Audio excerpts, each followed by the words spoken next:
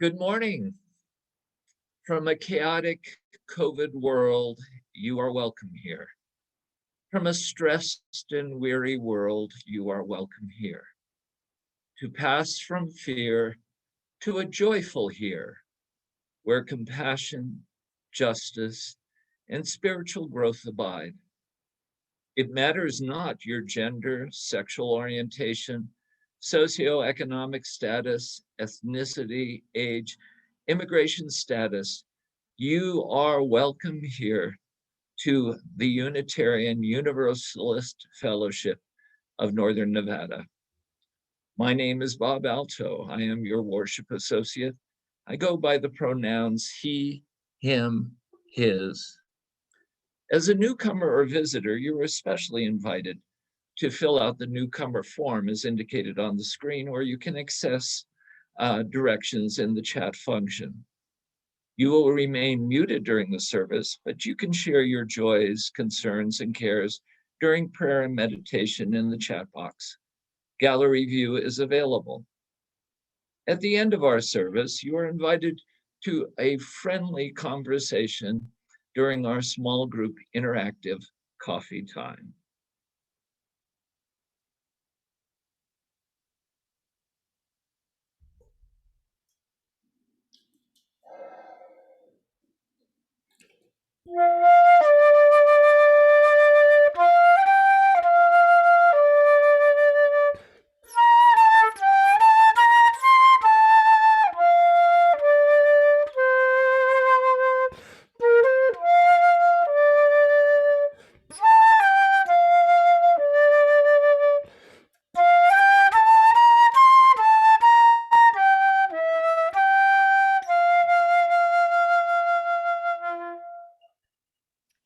What a year it has been indeed. We have faced the unexpected, we have faced uncertainty, and today we take a look back at what this year has been. So many things, losses, learnings, realizations.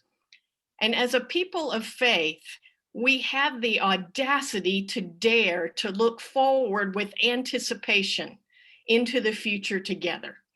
I invite you to access the chalice that you have nearby, and we can light our chalices together.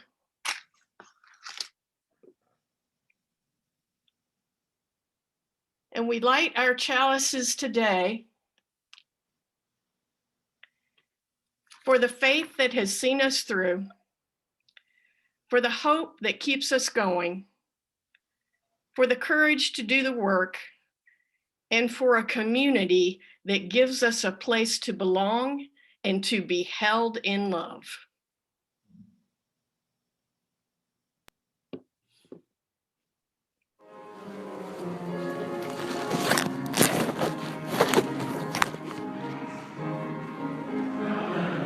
Let's sing.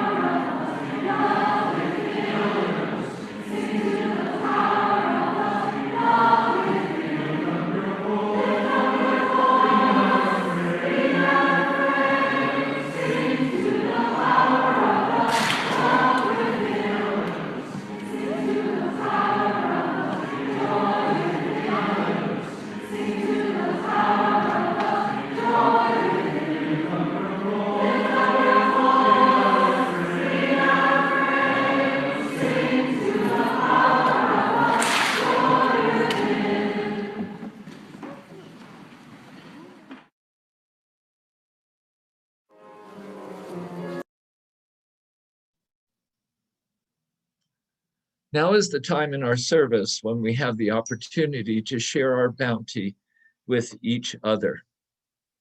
Since we're not physically together to pass the basket, we can do so virtually by texting 73256, putting UUFNN in the message box and hit send. Then follow the instructions to provide your offering. You can also mail a check to the office at 780 Del Monte Lane, Reno 8989511. The most convenient way to donate is to sign up for automatic giving. Contact the office and Carol will send you an automatic draft authorization form. The March Share the Plate recipient is the Native Communities Program of PLAN, P-L-A-N, Progressive Leadership Alliance of Nevada. The Native Communities Program works to develop an indigenous voice for the people who have been separated from their ancestral lands, who have been impacted by colonization, and to assist them in protecting their lands, water, and culture. There are 27 federally recognized tribes which need assistance with voting rights, indigenous rights, and empowerment. This organization provides training to develop volunteer and leadership opportunities for Indigenous people who want to be a part of the movement for justice and equality. Education in the tribal communities is critical to learning and unlearning the impact of historical trauma, colonization, and healing our earth. Your generosity will provide support to these invaluable efforts. Thank you. Now, in these times of transitions, anxiety, and challenges, our UU spiritual community has kept us alive and thriving through the gifts of service and support, from phone calls to meals to active outreach, through our UU board, the Borderlands Justice Team, the Verdi Posse, etc. Love, compassion have been expressed in so many ways. So now, let the offering begin.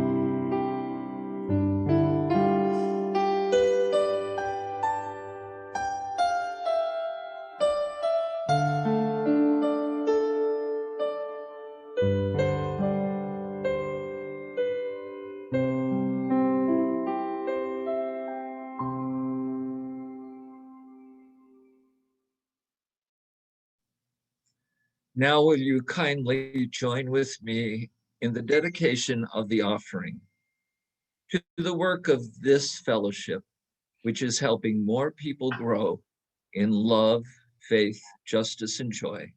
We dedicate ourselves and these our offerings.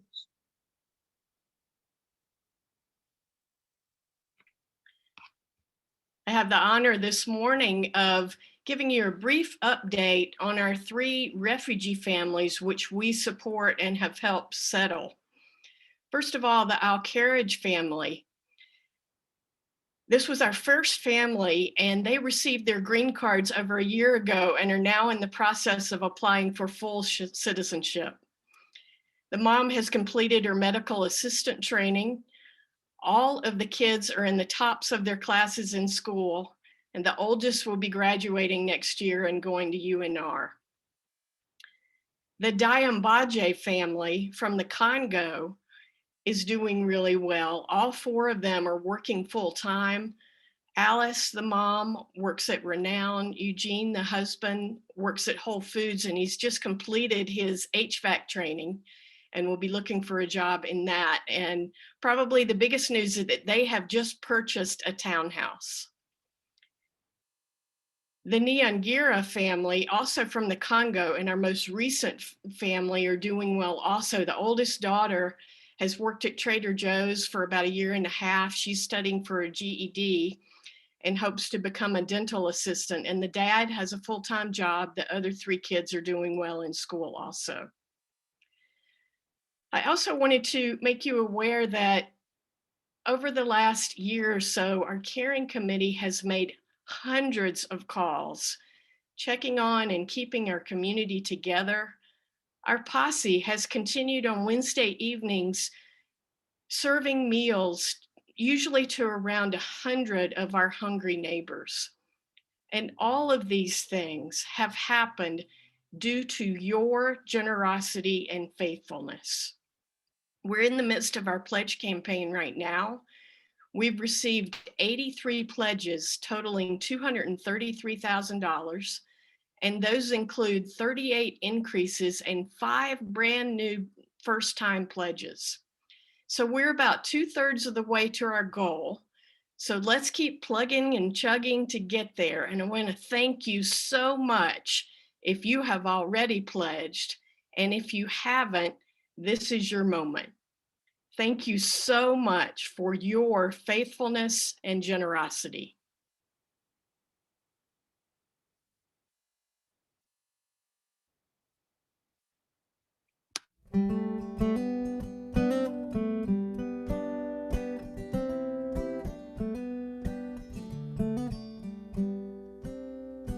In the warmth of your presence, I am safe at home. I will stand, I will stand. In the deepest conflict, I am not alone. I will stand, I will stand. I will stand, I will stand. With this spark in my hand, I will stand in the circle with the circle in me. I will stand, I will stand.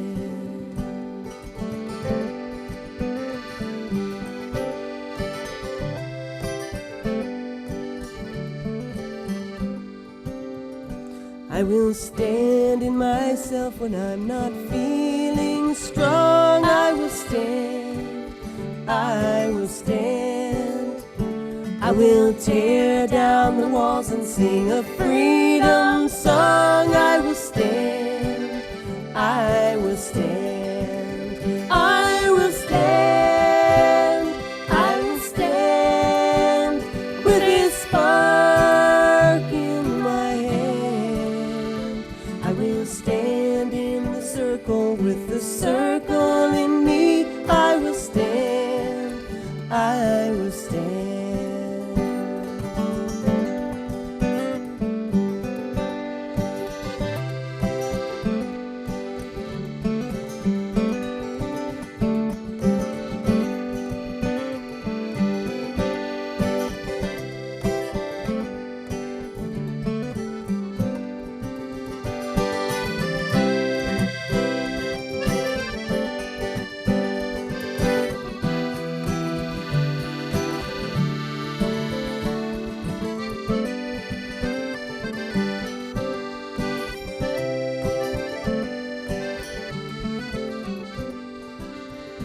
I will gather the courage I have found in me. I will stand, I will stand. I will honor the vision of of who I will be. I will stand, I will stand, I will stand, I will stand with His spark in my hand. I will stand in the circle with the circle in me. I will stand, I will stand, I will stand, I will stand with His spark in my hand. I will stand in the circle with the circle in me.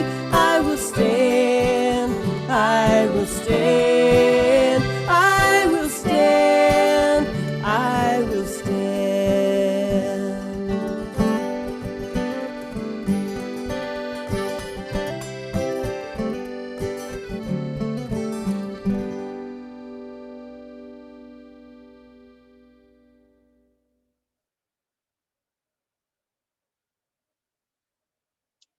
In Lancashire, England, about 4 hours from London, nestled amongst woodlands and sprawling green hills, is the secluded Cronkshaw Fold Farm. The farm has been around for 500 years. They have chickens and goats and sheep, and they have a large garden and honeybees, sheepdogs, and more. Like most farms, they sell what they produce. And they also invite people to come to the farm to learn more about all of the things that they do there. They offer opportunities to watch sheep herding, to explore gardening, and they invite children to come and spend time with the animals. Well, when the pandemic hit, all of these extra events had to be canceled. And as the weeks rolled on, the farm was worried that with no extra money coming in, they wouldn't be able to continue operating. One night, the owner of the farm, Dot, was talking with a friend about the pandemic and the prevalence of Zoom calls. And she had an idea. Why not get creative and have one of her very social goats join Zoom calls to help liven up the meeting a bit for the participants? So the next morning, she jokingly put a note on the website. Want to have a goat visit your next Zoom call? €5, about $6. Well, apparently people had been waiting for this opportunity because by the next morning, Dot had 200 emails asking for a goat to join their call. Dot's creative idea had struck a chord with people who were desperate for some joy and laughs during a challenging time. Now, 11 months later, Dot has several goats who join Zoom calls for 5 minutes at a time, and the farm has made over $60,000 during the pandemic. Cronkshaw Fold Farm has been able to keep their farmers and workers employed and has even been saving some money. We're here today to acknowledge a milestone, a year of living in a pandemic, a year of ingenuity like Cronkshaw Farm, and a year of pain. And it's been a year since we began doing church online. I don't know about you, but for me, the reality of life changing 1 year ago occurred both slowly and quickly. I could simultaneously be in the moment, making practical decisions, while at the same time not fully grasping the enormity of what was unfolding. Just over a year ago, on February 25th, 2020, your UUFNN staff had an email chain going back and forth. One note in the thread mentioned that someone in Sacramento had just been diagnosed with the coronavirus. Another email suggested that maybe we should consider recommending that we do fist bumps and smiles at Sunday services for a little while instead of hugs. And another note mentions that we would begin putting hand sanitizer out at the entryway to the church. On March 3rd, 2020, one of the staff members shared some silly songs sung to the tune of some of our beloved hymns to put near sinks as a reminder to wash for enough time. Come wash your hands with me. Come wash your hands with me. And I'll bring you soap when soap is hard to find. Come wash your hands with me that I might have peace of mind. The staff giggled at these song suggestions and decided to laminate some for the bathrooms. And just 1 week later, March 10th, the staff shared a Google Doc that was being co-created by UU leaders around the country. It was full of resources for managing church life and the coronavirus. It was a place for people to discuss things like alternatives to passing the basket and recommendations like no longer sharing snacks after the service. And that same week, your staff and the minister, during our weekly meeting, decided to meet in one of the education rooms instead of Reverend Karen's office, as we usually did, because we felt like we could spread out a bit more that way. I remember that meeting was a little more sobering. We discussed what decisions might need to be made depending on what happened with this coronavirus. We brainstormed things like Easter coming up in April and the women's retreat in May. And we talked with disbelief about what might happen if we needed to do those events online. And the next day, Reverend Karen sent out an email to the congregation about extra precautions we'd be taking. She encouraged folks to wash their hands and not come to church if they were feeling sick, etc. I remember during that time, the information that we were getting was changing every day. And so consequently, our game plan was changing every single day. And I remember during that time, so hoping that we could have one more service in person together. And it was a Thursday evening, and I began reading articles, some in-depth articles online. And the realization started to come over me slowly. And by the end of reading the articles, I was in tears and I cried, and I knew that we could not meet together anymore. I knew that we had to take our service online that Sunday. And so on Friday morning, I got on the phone and pulled together a worship team. And that Sunday, March 15th, we held our first online service on Facebook Live. We hadn't had a lot of time to prepare or practice or think it through. It was lumpy and bumpy. And by the very next week, we were on Zoom together, much as we are now. The reality unfolded slowly and quickly. It felt like it happened in stages. Did this happen for you? It's like it took a while for my brain to understand what was happening, and the realization washed over me in waves. One wave happened the first time I wore a mask in public, and another the time when someone suggested I start working from home because I was pregnant, and I kind of scoffed. Another wave happened when a festival I was planning to attend got postponed. And then the ski areas closed. And then a wave when friends in the Bay Area were suddenly under a stay-at-home order. And then when experts started calling it a pandemic. What were your waves of realization? These memories are important. Trauma specialists say that acknowledging the events of a traumatic experience are an important part of processing and transforming the trauma. For some of you, this pandemic might not feel like trauma, or it might just sometimes feel like trauma. And for others, the last year and the harm of the pandemic has felt clearly like a traumatic experience. Trauma is usually defined as an injury to your body or your mind caused by outside means. It can be large or small, short-term or long-term like the pandemic, and it can be a one-time event or a series of events. The trauma of this pandemic has many layers. Just like the waves we talked about before, it washes over us, impacting each of us differently, and yet still impacting each of us.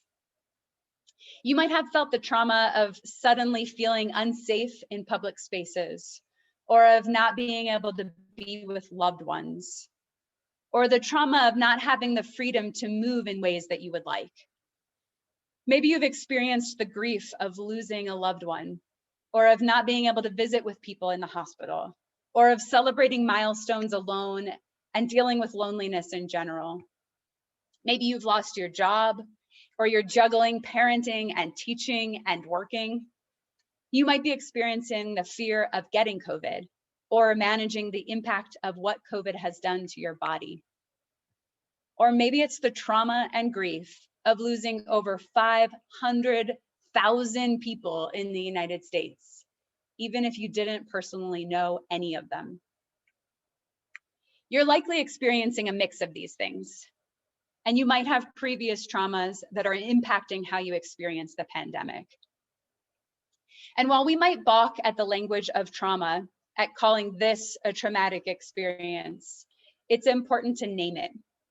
Each of us are experiencing a life-changing event, which has impacted our way of being in the world. And of course, we aren't just experiencing the trauma at an individual level. This is a global pandemic. And so we are experiencing a collective trauma. What we know about trauma is that the impact will have long-lasting effects. And it's important to pay attention to how we are being transformed. Those who have experienced trauma will tell you that once the initial event is over, the impacts will linger, usually forever. The intention you give to processing the events can support integrating the trauma into our lives in life-giving ways, or the trauma can take hold in ways that allow it to perpetuate negative impacts throughout your life. And what we know about collective trauma is that just as individual trauma has a lasting impact, similarly, collective trauma informs our culture. It literally changes the psyche of the people and transforms how they approach the world going forward. One example would be the attacks on the World Trade Center and the Pentagon in the United States on September 11th, 2001. This event traumatized much of the US population in many obvious ways and also in many undetermined and less apparent ways. One person said about 9/11 that our collective trust in the world and the security of the nation got shattered. Since entire populations of people are often affected in similar ways from the same trauma, collective ideas are developed about the trauma. Memories of the event are shaped by other individuals' memories. Responses to the trauma are shaped by others' responses. And a collective healing process is either consciously or subconsciously begun. Individuals dealing with the effect of trauma have many means for attempting to heal from their suffering. However, entire traumatized societies have very few outlets for release and healing from their pain. It's difficult to imagine whole populations of people going to a therapist together, but in essence, this is what needs to be done. So, what can we do? How can we support the collective healing and transformation from this pandemic? Trauma healing isn't a linear process. Each of the steps might need to happen regularly rather than first and second and third. And they might happen daily on a rotation. One of the steps that trauma experts recommend is acknowledging and truth-telling. Sharing our memories together, like what we started today, is a good start. So where can we make space for this? This is a place where churches can excel, providing space for rituals and memorials for us to collectively remember and document this experience. Part of that truth-telling is providing spaces to lament, to acknowledge our grief and our pain, our fears and our exhaustion. It's been a really hard year. So what creative ways might we as a congregation find to own the pain of this experience? And it's not just about the pain.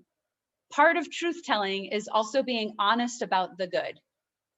Recently, author and activist Adrienne Marie Brown posted a blog that said, "If you're good, say you're good."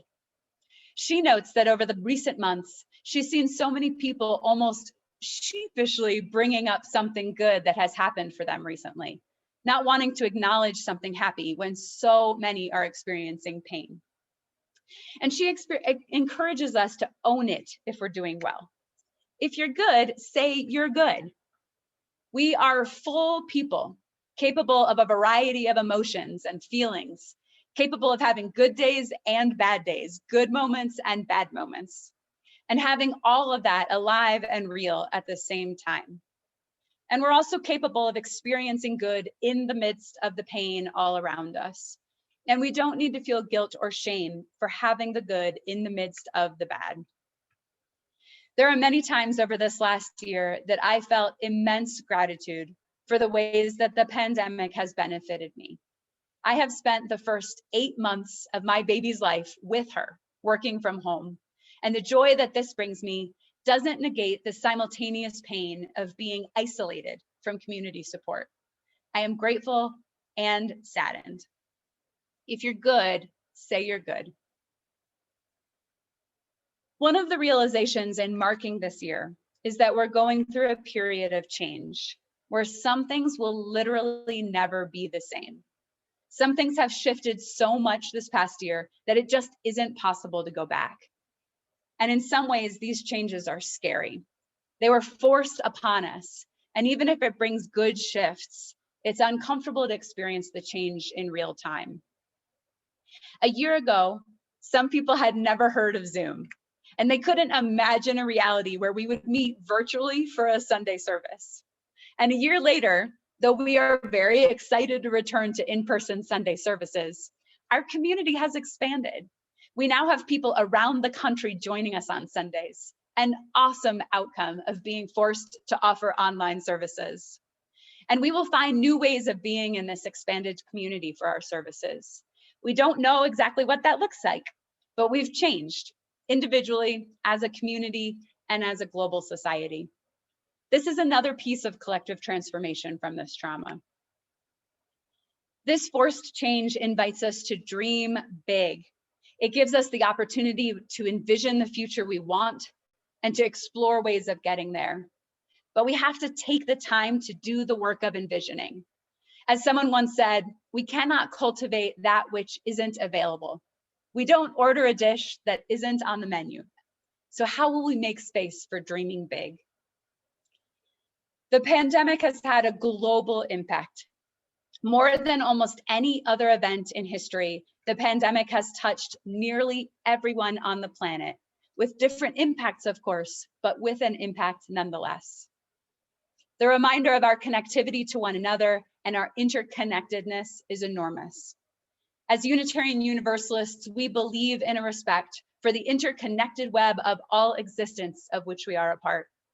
Rarely are we given the opportunity to see how truly interconnected and interdependent we are. So how will we shift to acknowledge this interdependence?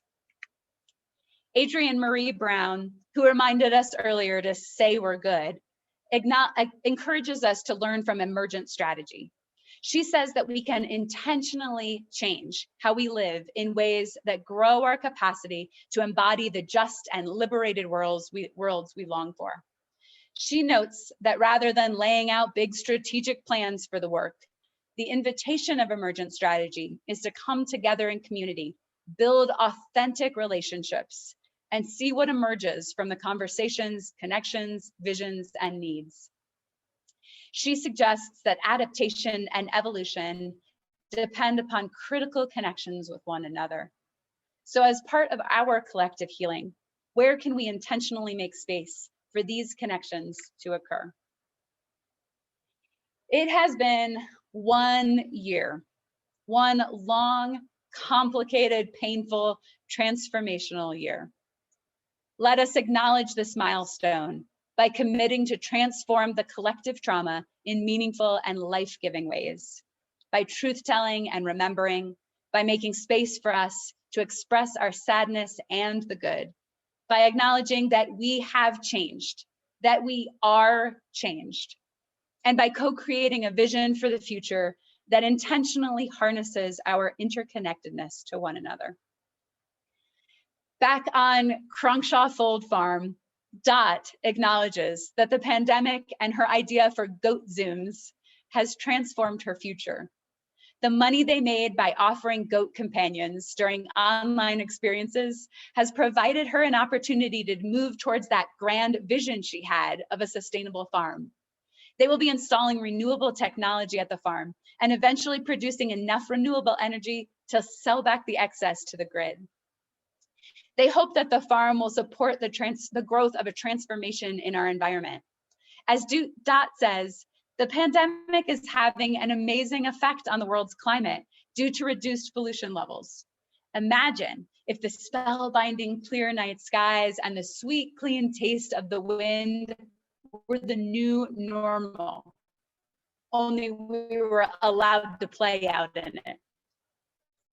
I'm sure that a year ago, goat Zooms and having a transform of Cronshaw Farm, and yet here we are. May we find similar innovations as part of our healing. May we be committed to each other and to transforming our collective trauma. And may we be part of the courageous visioning of what is to come. May it be so.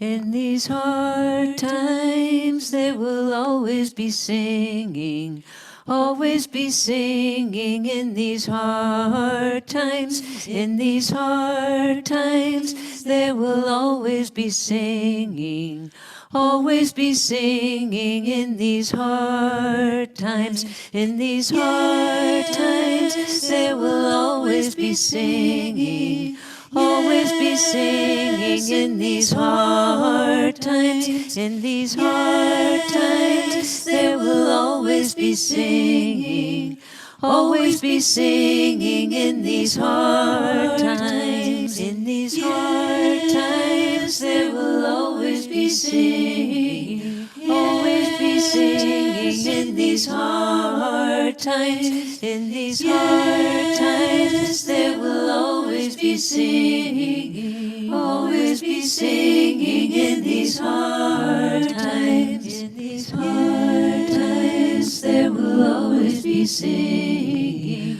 always be singing. In these hard times, in these hard times, there will always be singing, always be singing. In these hard times.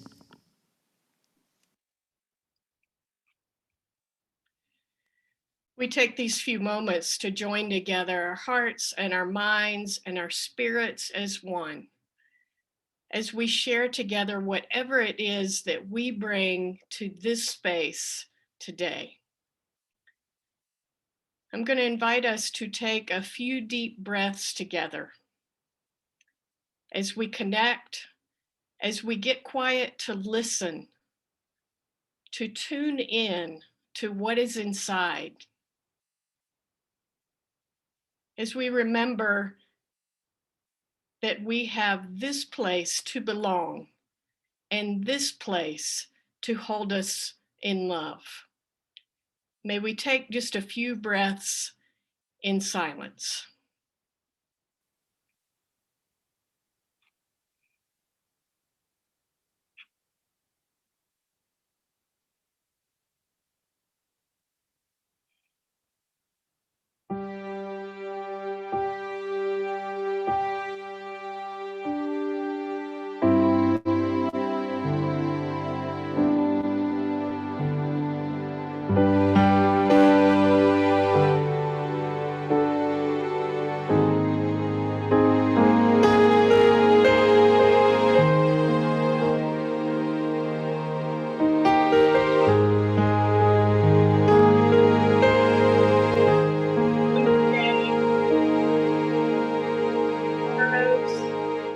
With losses, with grief, with worries and fear on our hearts. And in the midst of those, we come with celebrations and joys and concerns. And so you're invited to take these few moments and record in the chat box whatever it is that is on your heart today.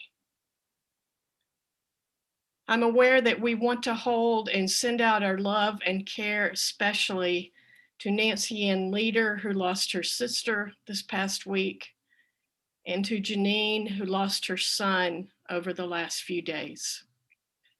We send out our love, we hold you in our care, and we take these few moments to share our prayers and our meditations with one another.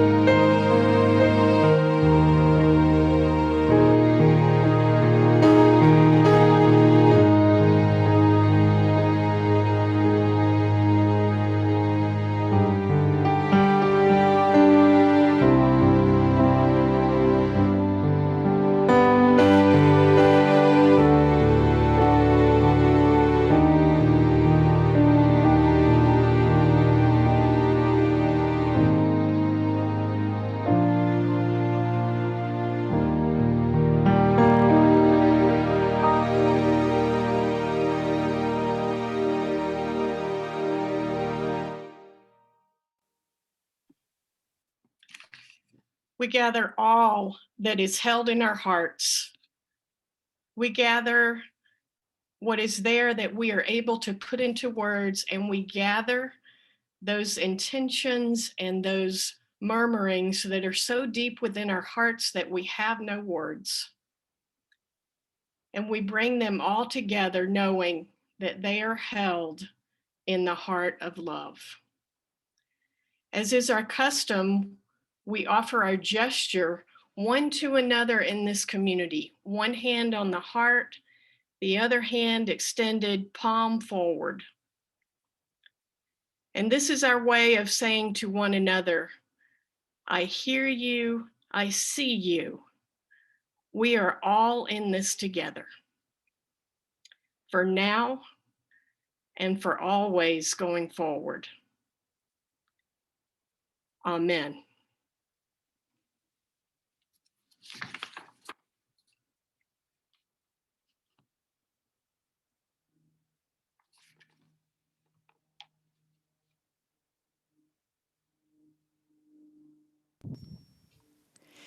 In these hard times, there will always be singing, always be singing. In these hard times, in these hard times, there will always be singing, always be singing. In these hard times, in these hard times, there will always be singing, always be singing. In these hard times, in these hard times, there will always be singing, always be singing. In these hard times, in these hard times, there will always be singing, always be singing. In these hard times, in these hard times, there will always be singing, always be singing. In these hard times, in these hard times, there will always be singing, always be singing. In these hard times, in these hard times, there will always be singing, always be singing in these hard times.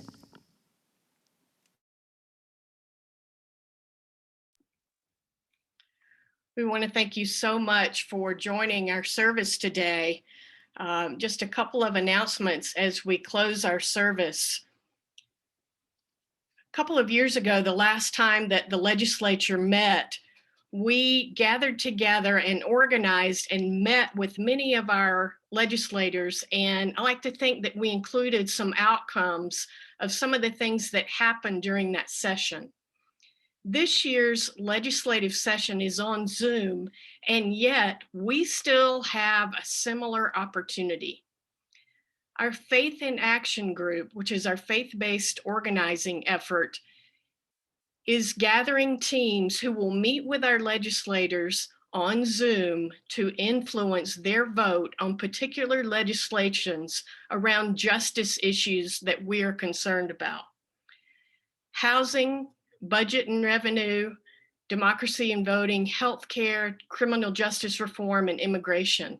And there is a training tomorrow, March 8th at 3 o'clock on Zoom for you to be able to join a team and help us meet with legislators to do this important justice work.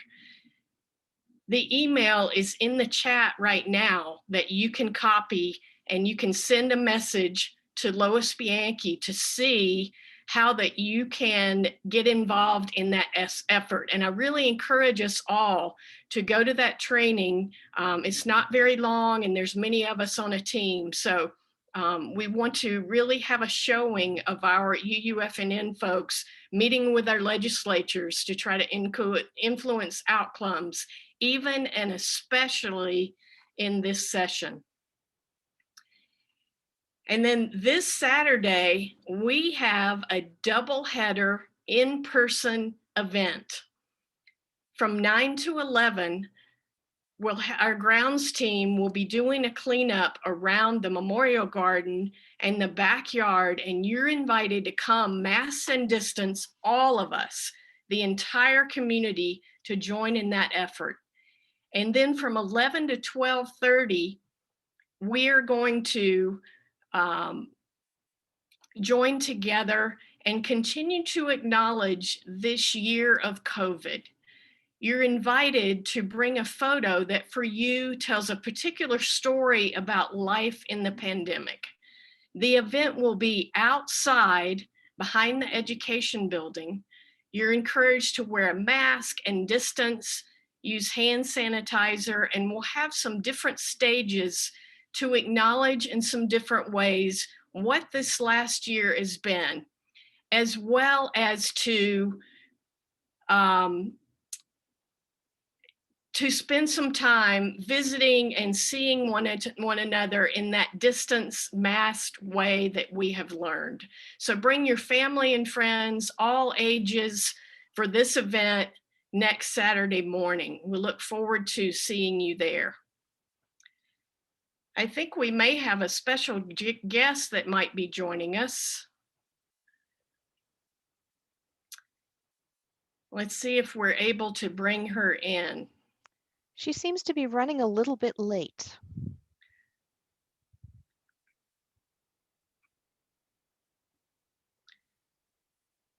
I thought I saw her enter into the... She's on. Is she in our waiting room? No, I'm she's sorry, in. what's her name? Lola Cruikshank. Lola, thank you. I will bring her on. Let's see if we can bring Lola in.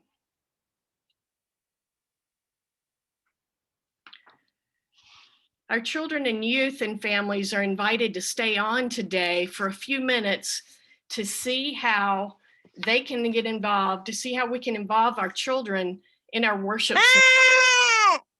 What?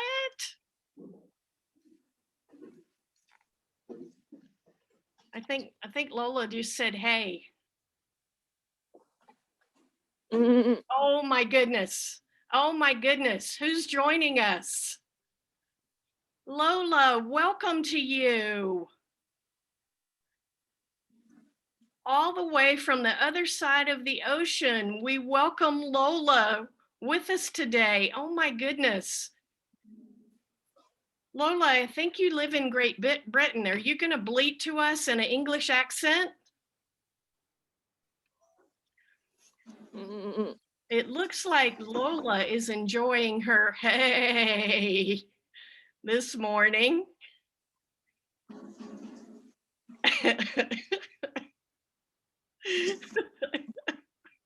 I hope you can see her. Everybody wave at Lola and give Lola a great big UUFNN welcome. We're so glad that you're joining us.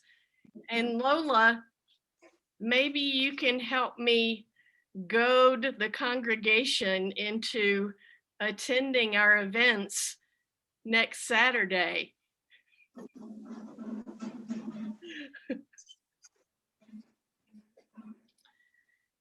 Lola is here as a special guest of what can happen. Oh, Lola has another friend joining.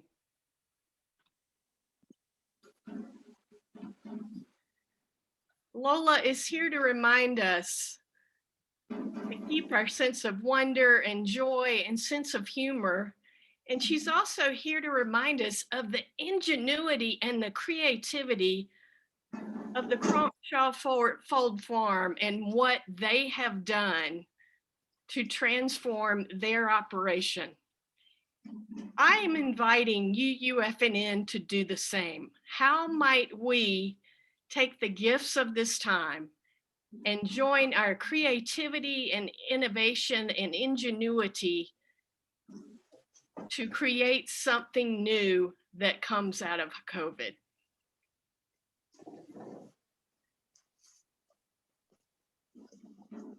I want to thank our goat friends so much for joining us. Kristen, is there anything you want to add or say to our goat friends? Says that our goat friends are making me very happy, and I'm so glad that they've joined us.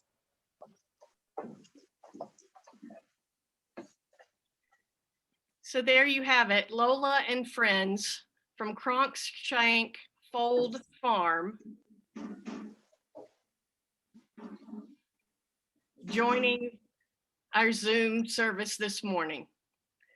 This is a first, and I don't know if we'll ever see this again in our lifetimes, where we bring goats into our Sunday service. Thank you for joining us, Lola.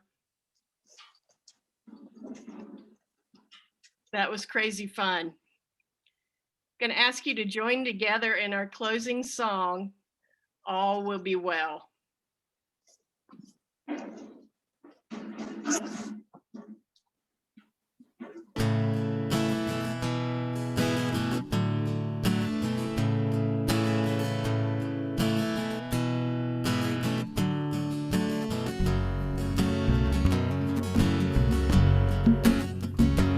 I said, Julian, you are holy, you are holding my hand. And Julian, you are holy, you are holding my hand. She said, all will be well, all will be well, all manner of things will be well.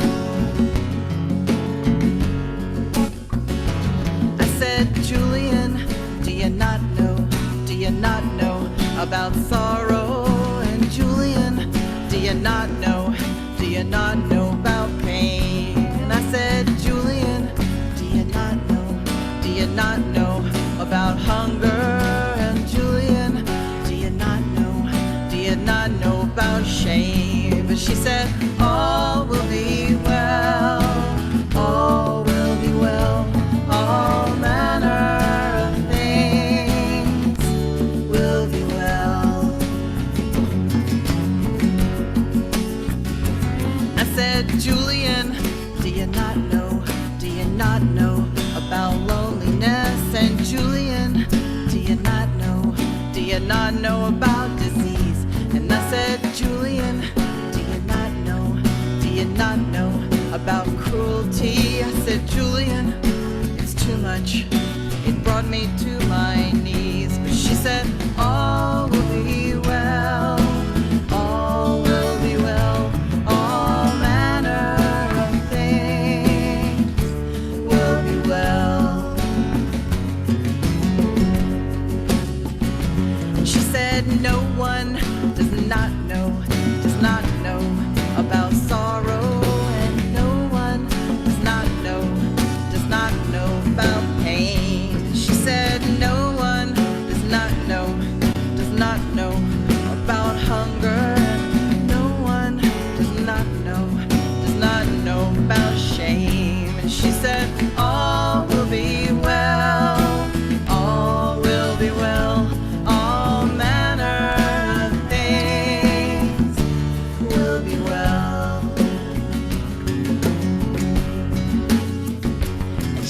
said, no one does not know about loneliness, and no one does not know about disease.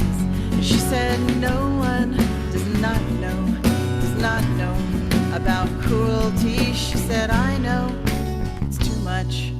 It brought me to my knees, where I heard, all will be well, all will be well, all manner of things will be well. I said, Julian, you are holy, you are holding my hand, and Julian, you are holy, you are holding my hand. She said, all will be well, all will be well, all manner of things will be well. Then she said, baby girl, do you not know about tenderness? She said, baby girl, do you not know about friends? And she said, baby girl, do you not know about the spirit? She said, baby girl, do you not know it's only love that never ends? And so all will be well, all will be well, all manner of things will be well. And so all will be well, all will be well, all manner of things will be well.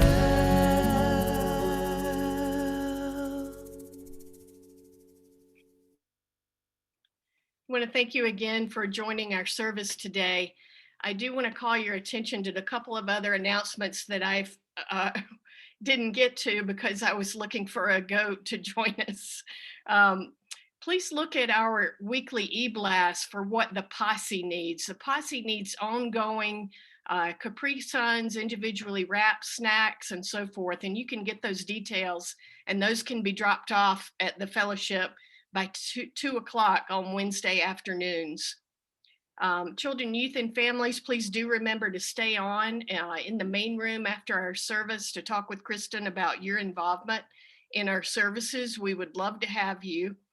And you're invited to stay on for small group coffee hour conversations. You'll just need to accept the invitation to that after our benediction. Let's form our symbolic gesture in our windows of our connection one to another and receive our final blessing. Beloveds, we extinguish our chalices, but not the warmth and affection for each other. We extinguish the flame, but not its warmth and its hope. We extinguish the flicker of the light, but not the light itself, for it lives in each of us, giving us courage for the days ahead and hope to offer one another. Blessed be, namaste, amen.